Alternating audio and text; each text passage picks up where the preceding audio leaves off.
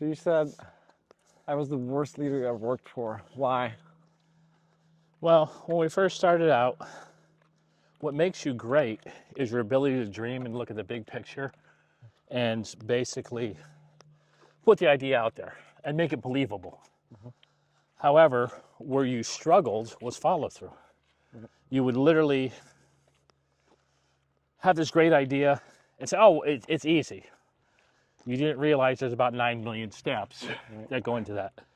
And then what would happen is you would talk to someone else, and the most cringeworthy words I would hear is, oh, I was talking to so-and-so, and all the time and energy I would focus on this first idea would suddenly change to the second idea. It's kind of like the shiny object syndrome. It's like whatever grabbed your attention. Right.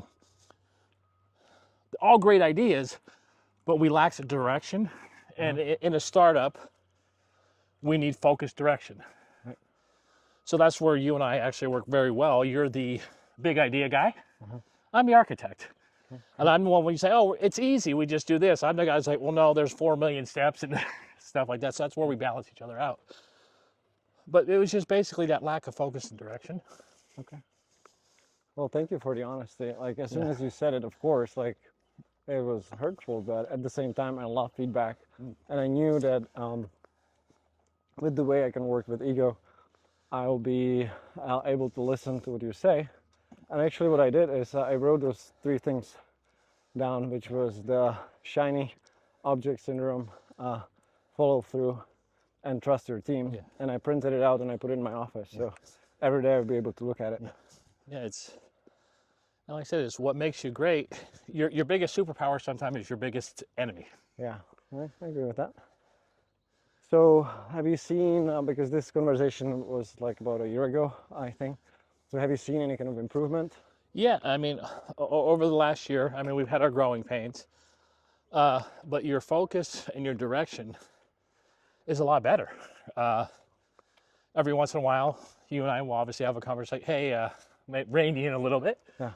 But overall, is the strategies you've adopted over the last year have worked very well for you.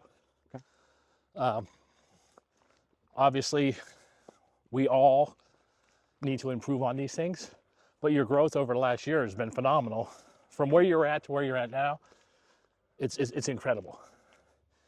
Still a long road to go, but we're getting there, and we're growing as a company, and you're growing as a person, and your ability to receive that feedback on a continual basis is what makes me very confident you're going to succeed on that path.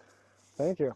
That's a nice word. So what do you think, like, how many leaders do you think that you have worked with in your career at the Central Intelligence Agency and Air Force? Hundreds. Okay. Hundreds. So you said that I was starting off as the worst leader. So where do you see me now?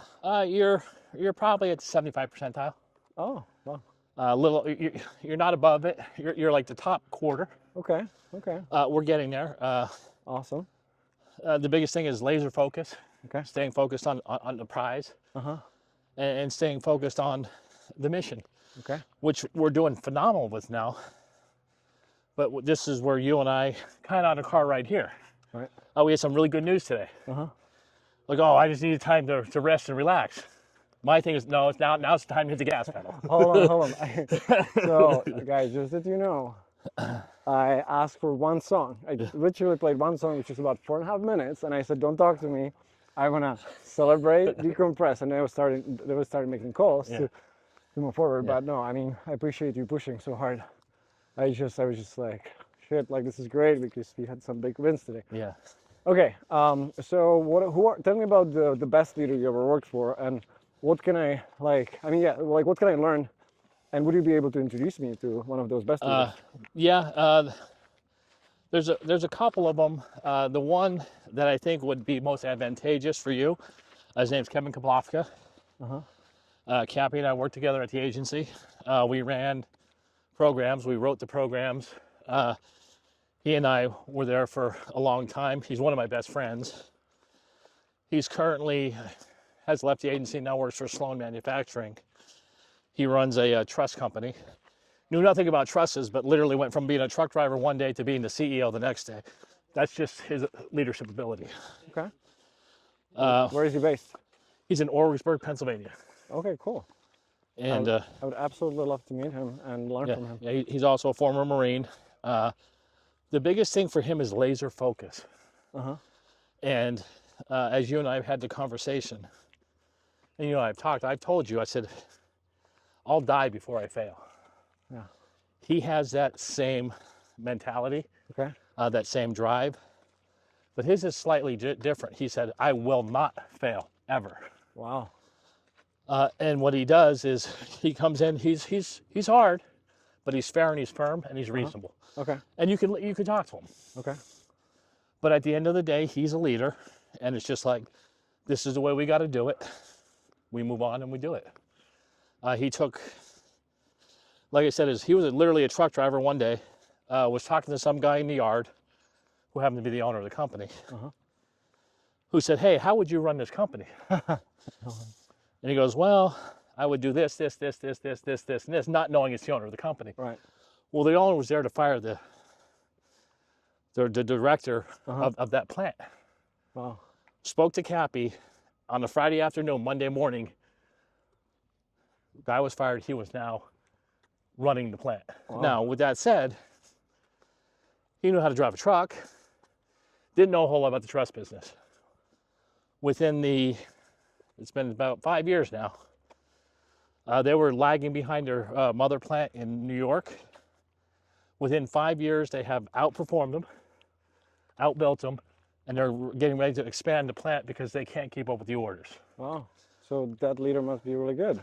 Well, his strategic vision, and his stuff is very simple, is do your job, do what you're supposed to do, Okay. and work together. Okay. And he, like I said, he's now outperforming his boss. All right. So Game on. I want to meet him. yeah. Cool.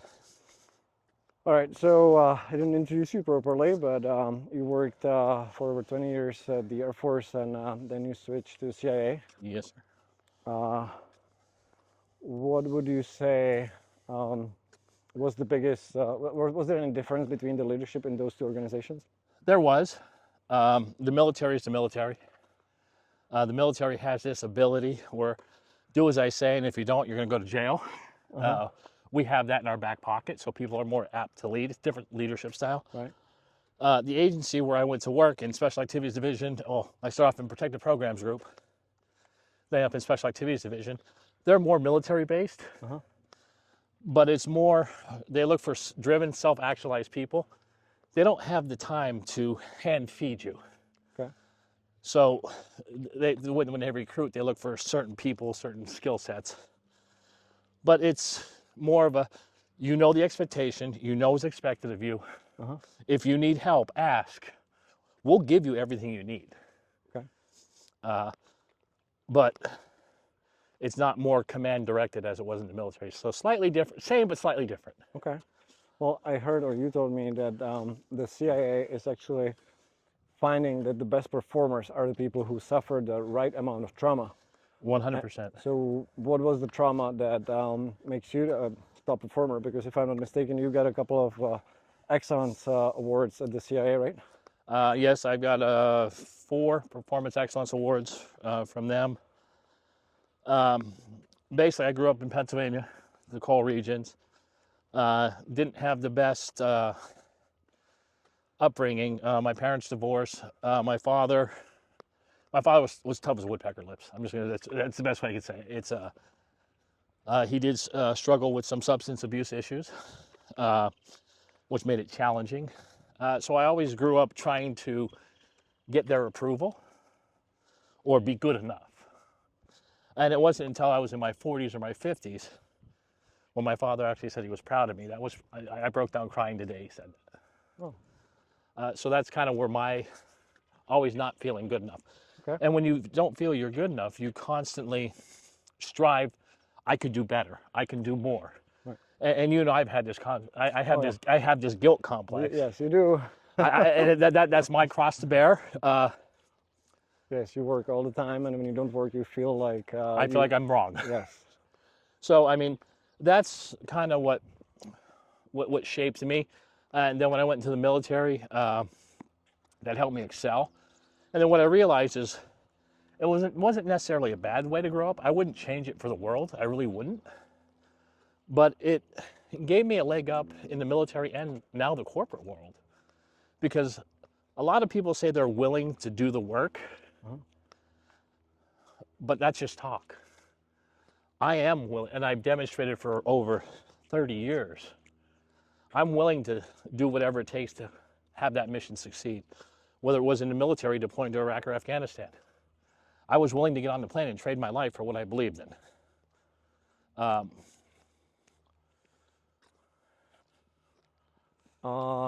think we should go. It says this way. Yep. Okay, we didn't say this, but we're actually hiking to the Hollywood sign. Yep. And we're just looking what's the right way.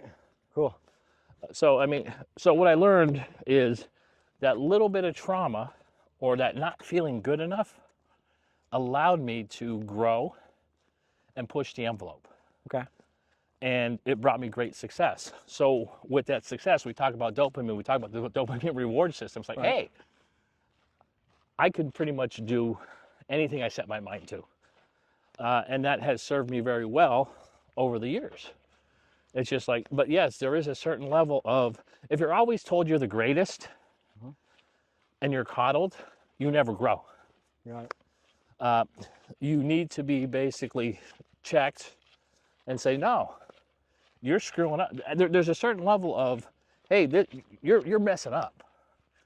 Now, how that's given to the person is individual to each individual person. But if I constantly tell you you're the best your whole life, how are you going to grow? Think about this, and it's the fairy tale that most children listen to. The knight in shining armor. Here's my theory on the knight in shining armor. He's never been tested. You want the knight who's got chinks in his armor, who's got that dirty armor. You know he's a performer. Okay. The guy who's clean, right? Not so much. He hasn't been tested. Yeah, that makes sense. Yeah. So you signed off your life to protect this country. Yep. Just that you know, we're in Los Angeles doing an hour hike to the Hollywood sign. We started at the Griffith Observatory, and now going up the hill. So it must have been very exhilarating. I can't say that word. Like very exciting, or exciting. Your adrenaline must have been off the roof, like when you were out there. Like 100%. You said you've been deployed to Afghanistan?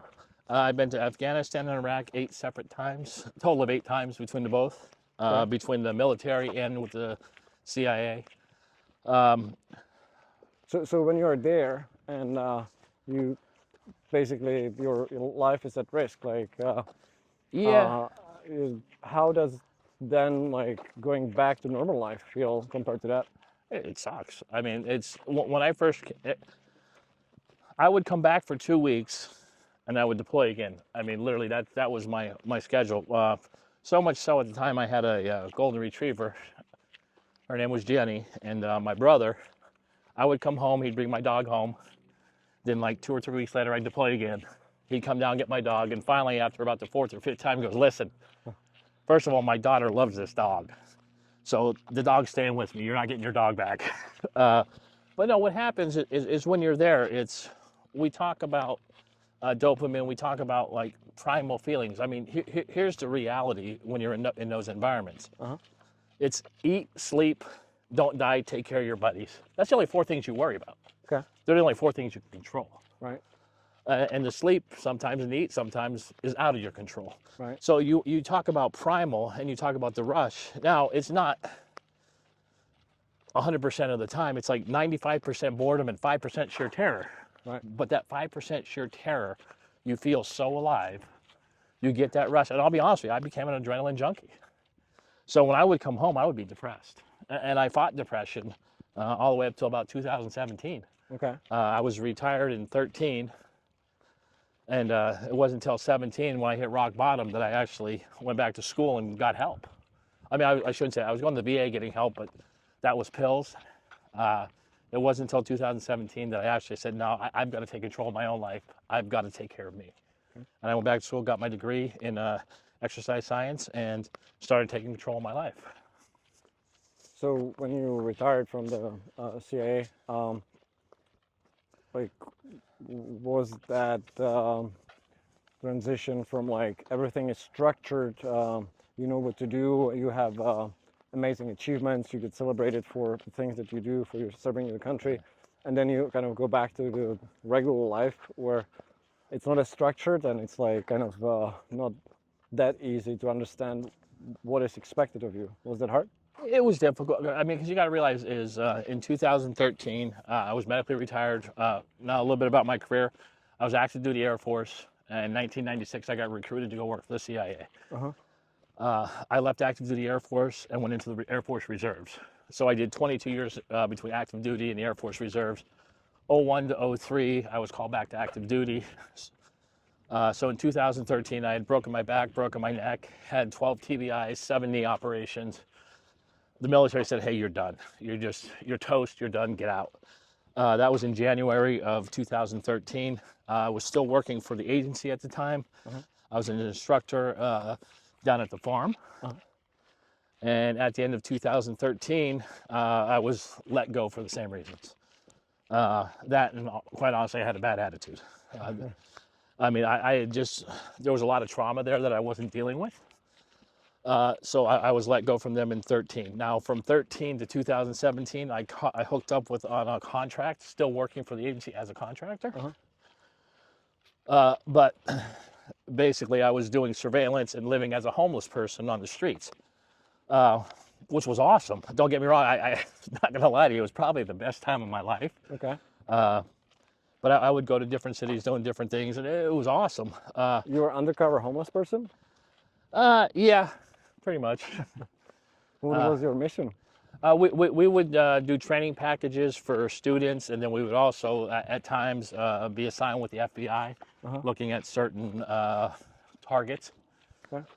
So it was pretty cool. But I mean, I was in Boston, Philadelphia, New York, Detroit, not Detroit, Chicago, Philadelphia, Richmond, Virginia. Okay. But yeah, we would just be out there. And, So you were sleeping on the streets? yeah. Wow. Yeah. I mean, now with that said, is we would go out for a day, in for a day, out for a day, in for a day. So, right. But I mean, it was still essentially you were blending in. Sometimes you'd be a homeless person. Sometimes you just be someone out in the in the public. Okay. I resonated with the homeless person, so it was nice. And as you know from my story, is when I wasn't doing that, I was living in Myrtle Beach, and sometimes I would stay with my aunt, and sometimes I would literally live in the parking lot of where Mindzero is now, just because I really enjoyed that lifestyle. It was kind of like I said, but that was like the downward spiral. Okay, so let's talk about how we actually got to work together.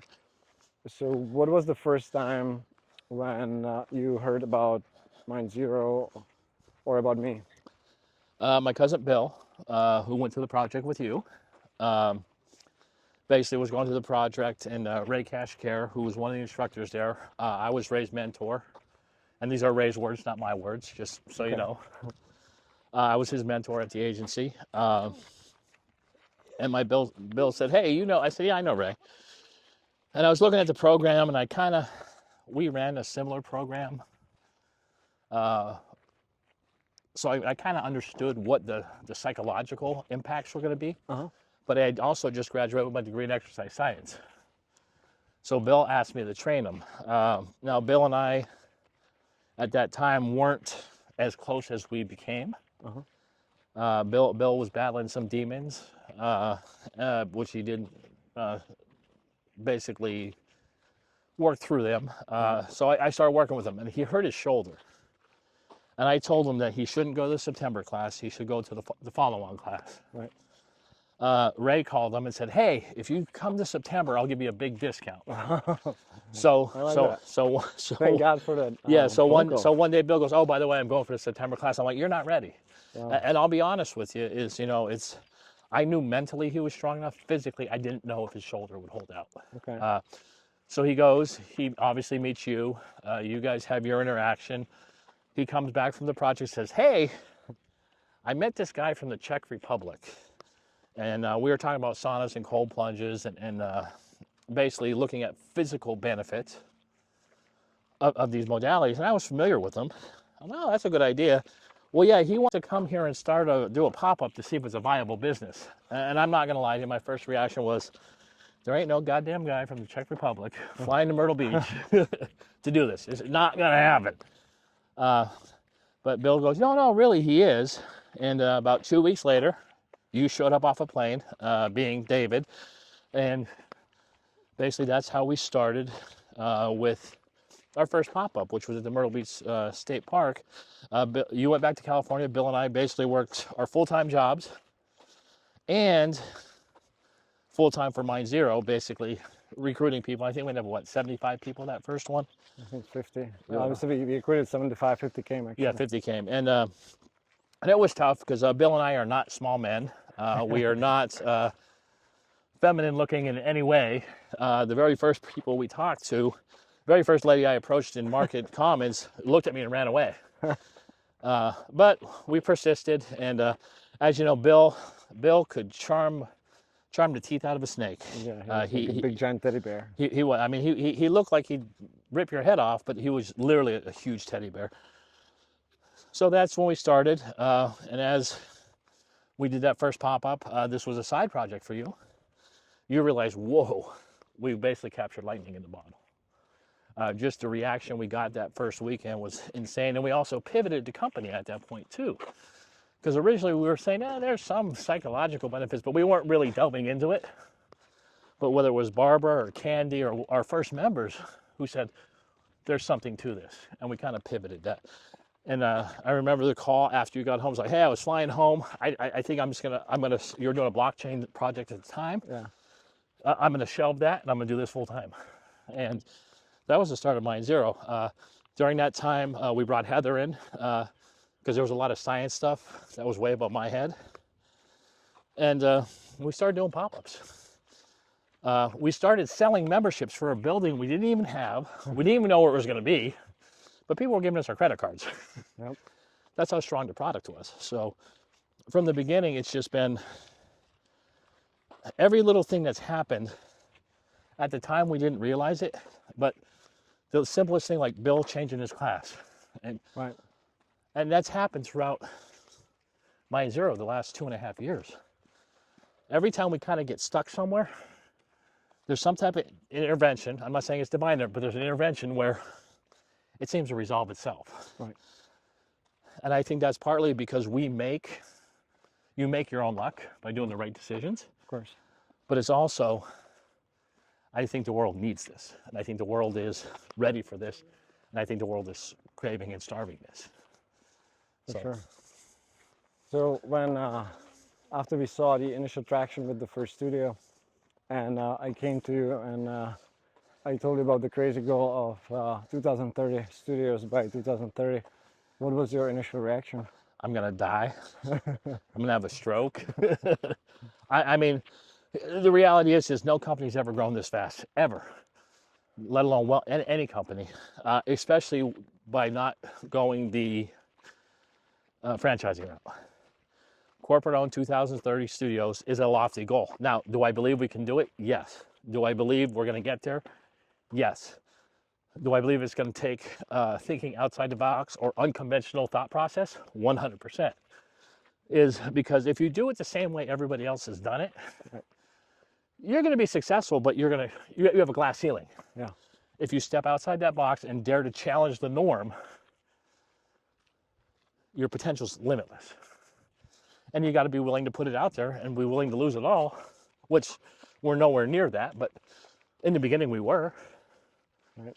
So it's an unconventional thinking. I mean, are we going to do it? Yeah, 100%. There's no doubt in my mind. But when you first told me, I said, yep, he's off his rocker. Well, first of all, I'm extremely honored that I have the chance to work with you and learn from you. So thank you for sharing this journey. Yeah. And second, you are a brilliant strategist. Like literally every time when we talk about strategy, you have extremely valuable insights. And quite honestly, the out-of-the-box, unconventional thinking is something that you excel in. And that's why I believe that you're the right person for the job, because you're in charge of expansion. And funny enough, how much experience did you have with construction prior to starting at Mindzero? I had none. I mean, don't get me wrong, is I worked odd jobs in construction. I know how to frame, but as far as designing, building, I had zero.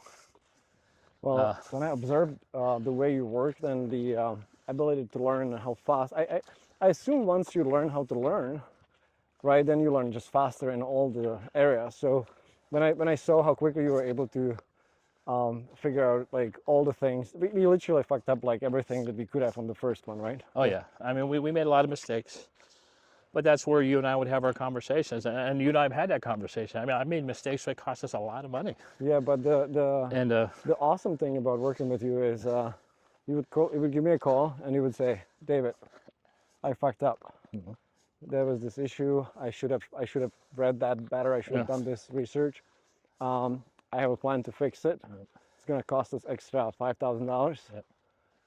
And this is what's happening. And for to me, I was just like, oh, yeah, sure, yeah, whatever. Like that things, failures happen. You learn, and I think just looking back, where you started with zero experience, now where we literally have one of the most experienced advisors that are telling us, that we have the ability to learn from, and you were able to attract them and get like a brain dump, ask them for without important things. Like it's just awesome to see the journey.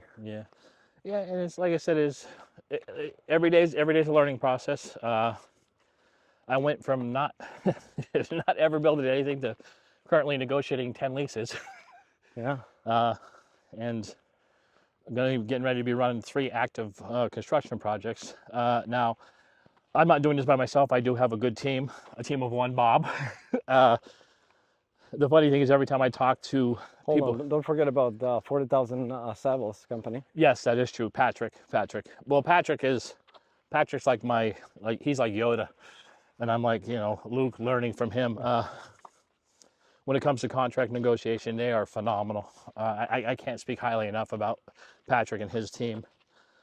But like on the side of it, like without him, I'll be honest, we'd be lost. He makes me look really smart.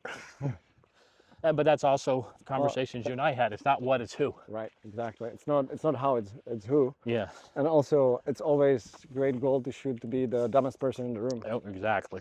And I succeeded at that. Well, same here. Yeah. So, but no, it's good. Nothing but a bright future.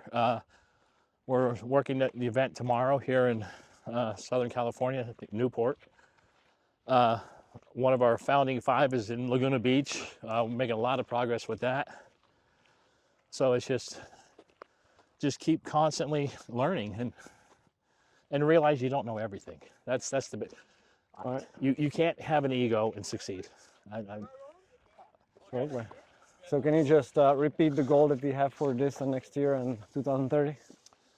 This year's to have 10 leases signed, 6 to 7 studios open. Next year is 50 leases, with half of those being built.